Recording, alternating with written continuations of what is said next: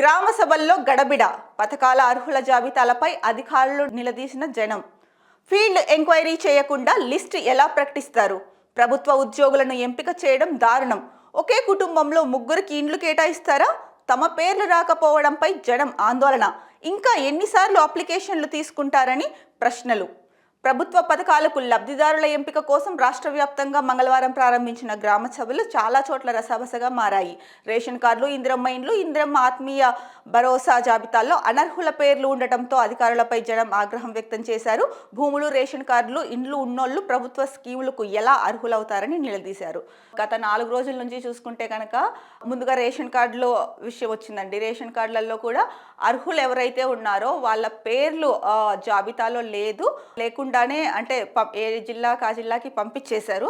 సమగ్ర కుటుంబ సర్వే ఆధారంగా అర్హుల్ని ఎంపిక చేసి అలాగే ఎవరైతే అర్హులు రేషన్ కార్డుకి అప్లై చేసుకున్నారో వాళ్ళకి ప్లస్ సమగ్ర కుటుంబ సర్వే ఆధారంగా చూసుకొని అర్హులు ఎవరైతే ఉన్నారో వాళ్ళకి ప్రభుత్వం రేషన్ కార్డుల జాబితా అంటే వీళ్ళకి ఇస్తాం రేషన్ కార్డులు అని చెప్పేసి ఒక జాబితా ప్రిపేర్ చేసి జిల్లాలకు పంపించేసింది.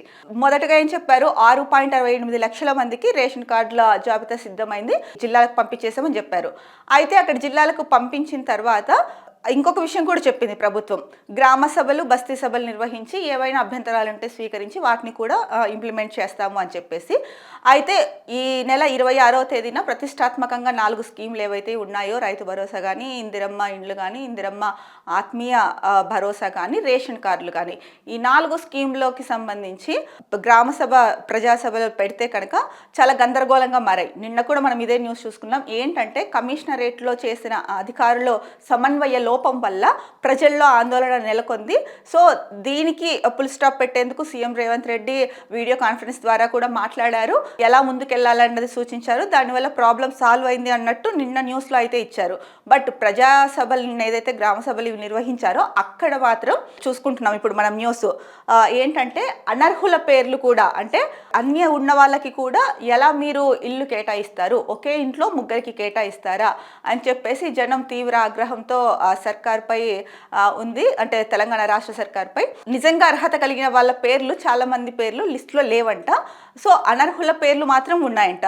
సో ఎన్నిసార్లు మమ్మల్ని ఇంకొకటి డిప్యూటీ సీఎం ఏం చెప్పారు, ప్రజాసభలోనే గ్రామ సభల్లోనే మేము ఎవరైతే అర్హులు ఉన్నారో వాళ్ళకి ప్రజల మధ్య నిర్ణయం తీసుకొని అర్హులకి ఇస్తాము అన్న మాట కూడా అన్నారు ఒక మాట. ఇంకొకటి, సో గ్రామ సభలు నిర్వహించి ఎవరైతే కనుక అర్హులు ఉన్నారో వాళ్ళకి అప్లై చేసుకునే ఛాన్స్, అంటే వాళ్ళది కనుక లేకపోతే లిస్ట్లో పేరు అప్లై చేసుకునే ఛాన్స్ మొదలైంది నిన్నటి నుంచి అని చెప్పారు. అందులో భాగంగానే ఈ సభలో రసాభాసగా మారింది. ఏంటంటే కనుక అనర్హులకి కేటాయించారు, అర్హులైన వాళ్ళకి కేటాయించలేదు. ఎన్నిసార్లు అప్లై చేసుకోవాలి అన్నది అంతే కదండి. ఒకసారి అప్లై చేస్తారు, 2 సార్లు అప్లై చేస్తారు, చేస్తోంది ప్రభుత్వం. కానీ సమన్వయం లోపించింది. మంత్రుల, సంబంధిత శాఖ మంత్రుల అయితేనేమి, లేకపోతే కనుక సంబంధిత ఆయా జిల్లాల్లో కలెక్టర్లు అవ్వచ్చు, లేదా కలెక్టర్ స్థాయి వాళ్ళు కాకపోయినా కూడా జాయింట్ కలెక్టర్ అయి ఉండొచ్చు, లేకపోతే సంబంధిత అధికారులు ఎవరైతే ఉన్నారో దీన్ని చూసుకోవాల్సిన అధికారులు, వాళ్ళల్లో సమన్వయం లోపించిందా, లేకపోతే ప్రభుత్వంలో ఉన్న మంత్రులు, సంబంధిత మంత్రులు, ఈ ఉన్నతాధికారుల మధ్య సమన్వయం లోపించిందా అన్నది కరెక్ట్గా మనకైతే తెలియదు. కానీ మొత్తానికైతే కనుక సమన్వయ లోపం అయితే స్పష్టంగా కనిపిస్తుంది. దీనివల్లే సభ కూడా గ్రామ సభ రసభాసగా మారింది. మనం ముందే చెప్పుకున్నాం, ఇలాంటివన్నీ కూడా అంటే రేషన్ కార్డు అన్నిటికీ ప్రామాణికం. అలాంటప్పుడు రేషన్ కార్డ్స్ ఇచ్చే విషయంలో చాలా జాగ్రత్తగా ఉండాలి. నిజంగా 100% అర్హత కలిగిన వాళ్ళకే ఇవ్వాలి. అలాగే ఇందిరమ్మ ఇండ్లు కూడా ఎవరైతే అర్హత కలిగి పేదలు ఉంటారో, నిరుపేదలు, వాళ్ళకే ఇవ్వాలి. కానీ ఆల్రెడీ ఇల్లు ఉన్న వాళ్ళకి ఇవ్వడం ఎంతవరకు కరెక్ట్? అలాగే ఒకే ఇంట్లో ముగ్గురికి వచ్చాయి అని కూడా అంటున్నారు ఈ న్యూస్లో. మరి ఇదంతా కూడా కరెక్ట్ కాదు కదండి.